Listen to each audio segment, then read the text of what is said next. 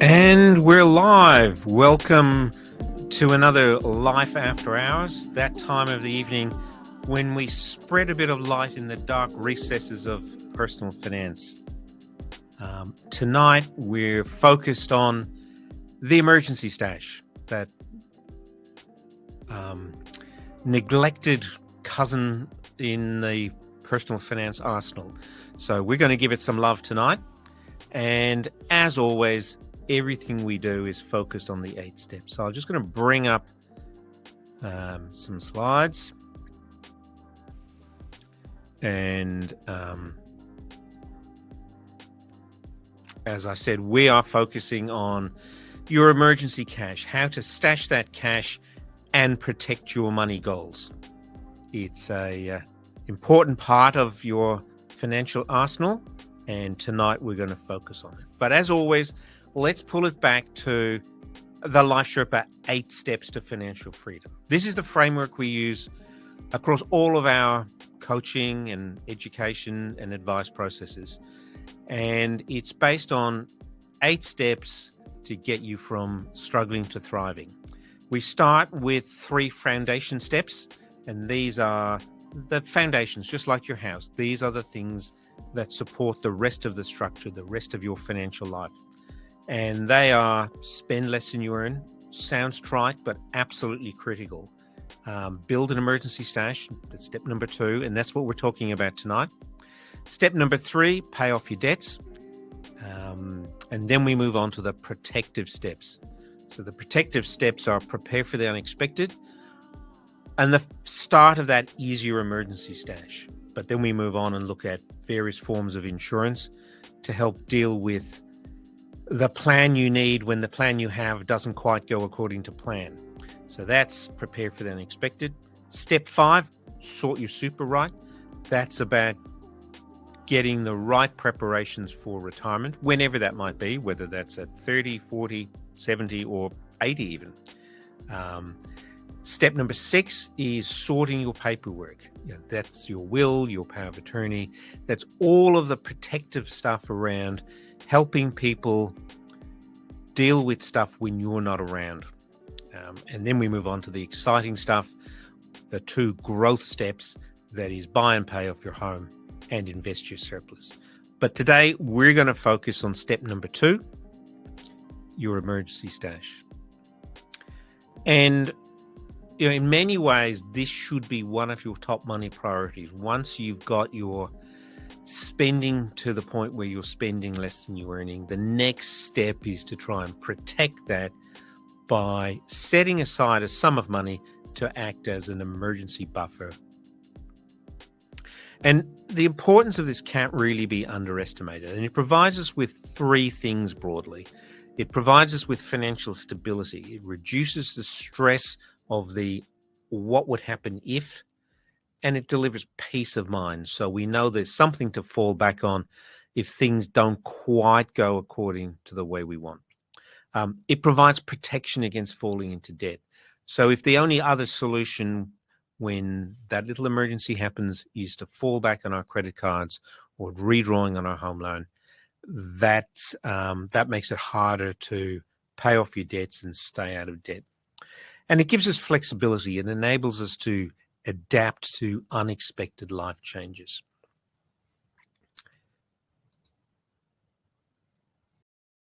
And it is important to think about what is and isn't an emergency. Now, this is not a judgment. This is not me telling you how you should spend your money. That's for you. This is about a framework for thinking about how we should be using our emergency stash and why we've got it in the first place and why it's so important. So your expenses just being bigger than you'd planned, that's not an emergency. And that's why you need to have a bit of a buffer built into your budget. So, if your electricity bill was $100 last year, you might want to allow a little bit more flexibility this year. I've got a party tonight and I've got nothing to wear, not an emergency. Black Friday, again, not an emergency. That should be part of your budget. If you feel that you need to buy a new outfit when you have a party, then build that into your live spending. don't falsely reduce that spending in the plan and then need to do it in reality. So getting your budget right is the key to these not money emergencies.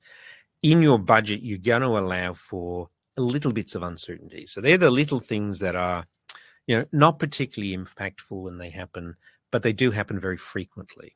And so that's part of your day-to-day budget. An emergency, on the other hand, is something that you don't expect to happen every year. So unexpected medical bills, your regular visits to the GP in your budget with a little bit of a buffer. But the unexpected ones, that's an emergency potentially. A major car, home or appliance breakdown. You should have a little allowance for annual maintenance for your car, a little bit of an allowance in there. But sometimes you get a big one. Your clutch fails. You have a minor bingle.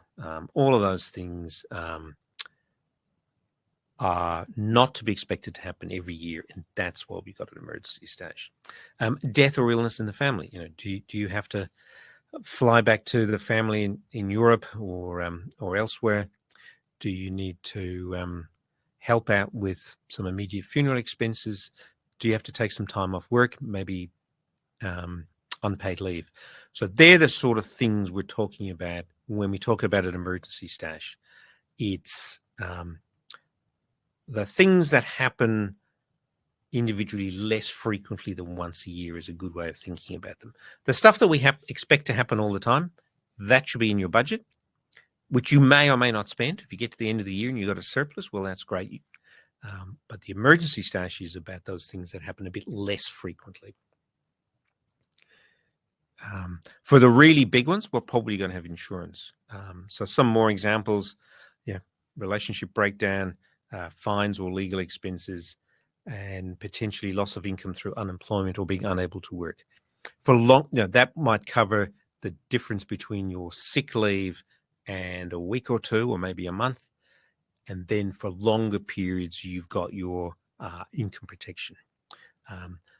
Relationship or marital breakdown, in some unfortunate circumstances, the need to leave home because of domestic violence or general breakdown. So all of those things, you need to have some cash available to deal with them.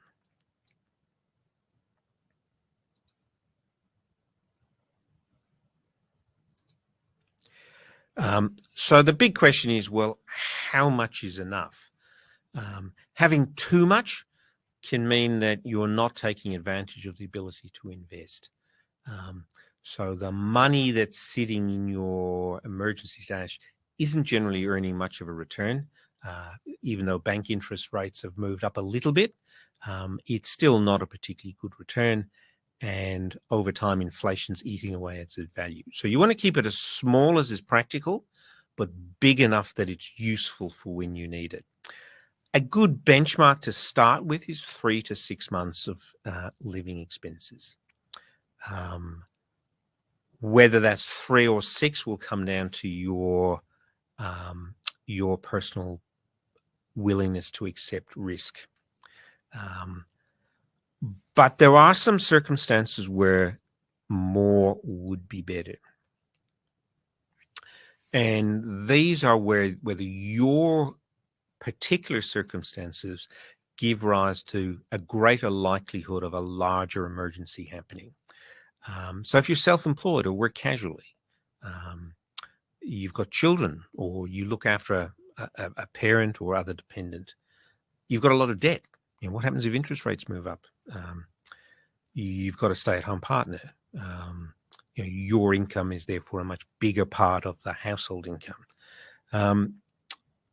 You've got a very senior job. The more senior you are, the further through your pay grade you are, the longer it's likely to take you to get a new job.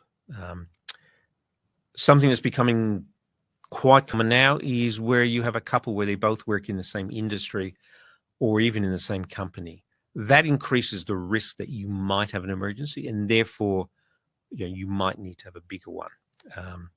If you don't have insurance, some people cannot buy insurance because of their health or occupations or hobbies, in which case you might need a little bit more. It's not a substitute for insurance, but a little bit more might help. If you've got an old house or an old car, these are more prone to creating unexpected expenses. Talked about parents living overseas, where or parents in ill health, where you're more likely to have to make an emergency dash to visit them. And the other one is where your chore expenses, those expenses that are really hard to change, are a big chunk of your take-home pay. So if you have 5 or more of these apply to you, then 6 to 9 months might be more prudent. This is not a hard and fast rule, but and it's very much a personal decision, which will be related to the circumstances we looked at, how much insurance you've got, and your tolerance for risk. You might be prepared to accept, I'll have 3 months and I'm prepared to can rely on being able to access my redraw and my home loan for some more. I might be prepared to wear the risk that I can sell some shares or ETFs if I need more, recognizing that the cost of that might be I have to sell at a low point. So again, a very personal decision. So where to keep it's important. So once you've worked out how much you need, keeping it somewhere safe is critical. And generally, your emergency stash should not be invested in the stock market. So you need it somewhere accessible, but not too accessible. So you don't want to be keeping it in your day-to-day bank account. You probably shouldn't be keeping it in your home offset account, and you certainly should avoid relying on a redraw account. You want to be able to access it without fees or exit charges or incurring taxes, which you might do if you're relying on some shares. You don't want its value to move up and down depending on the share market, and you want to be certain you can get it at the time. All of which points to a cash type account. And many people say to me, but Vince, I could be making 8, 9, 10% in the stock market. Why should I put it in the bank at 4 or 5%? Especially if I'm paying 6 or 7 on my home loan. And the answer to that is think about it as an insurance policy, that the loss of income on this is your insurance policy, the cost of the insurance policy to be able to access it when you need it. And that's why getting the right amount is important in all of this. So keep it somewhere safe, somewhere separate, and somewhere where you can get at it. And again, this is about balancing the income it could generate with the access. It's also worth looking at whose name it should be in. The number of people who need some money when their partner's not around, or their partner's empty the bank account and absconded. So you ideally should be splitting the money. If you're a couple, you should have some in his name, some in her name, and potentially some with joint signatures, so that you don't end up with not being accessed if your partner's not able to sign the check or access the internet banking, but and protected from one partner absconding with it. And you need to review it in the context of your strategy, goals, and circumstances. So if you've got a little bit extra because your parents live overseas, when they die, or maybe they move in with you, then you might want to consider reducing that a little bit. So like most things, financial planning is not an event, it's a process, and you generally need to be reviewing these things as often as you do. Pick a time of year to do it. Often daylight savings a good day. Just as you use these things to change the battery in your smoke alarm, maybe that's a day that you can remember to revisit these things. Probably best not to pick your birthday or Christmas or New Year's Day, as you're likely to be busy on the other days. But pick a day that you're unlikely to forget, and you'll know that you've done it. So that's that.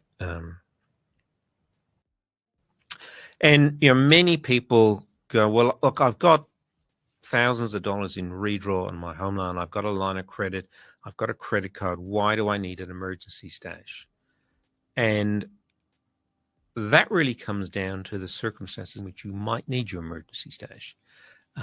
For those of you who lived through the events of the GFC in 2008, when the banking system had this massive shock and nobody quite knew what was going to happen.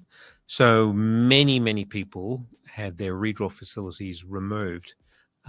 Particularly people who worked in banking suddenly found themselves without a job and had their redraw facility withdrawn.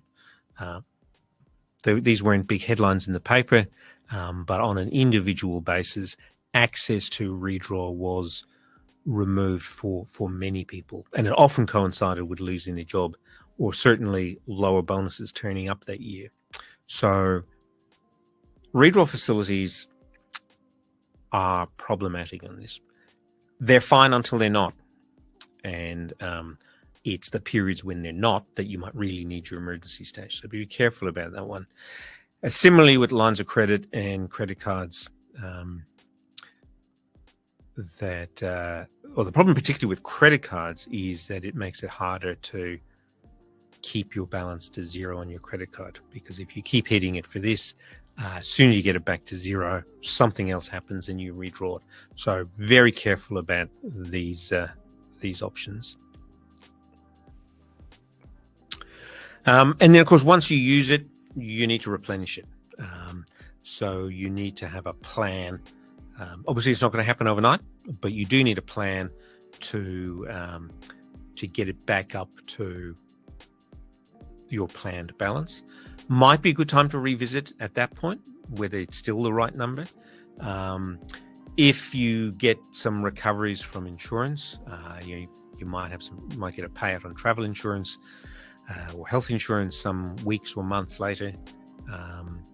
Then use those proceeds to replenish it. You might want to consider deferring some of your other goals until you get back on track. And of course, automation is almost always your friend when it comes to planning your finances. So perhaps this might be a good time to automate some monthly deposits. So all about getting back to that status quo as quickly as possible.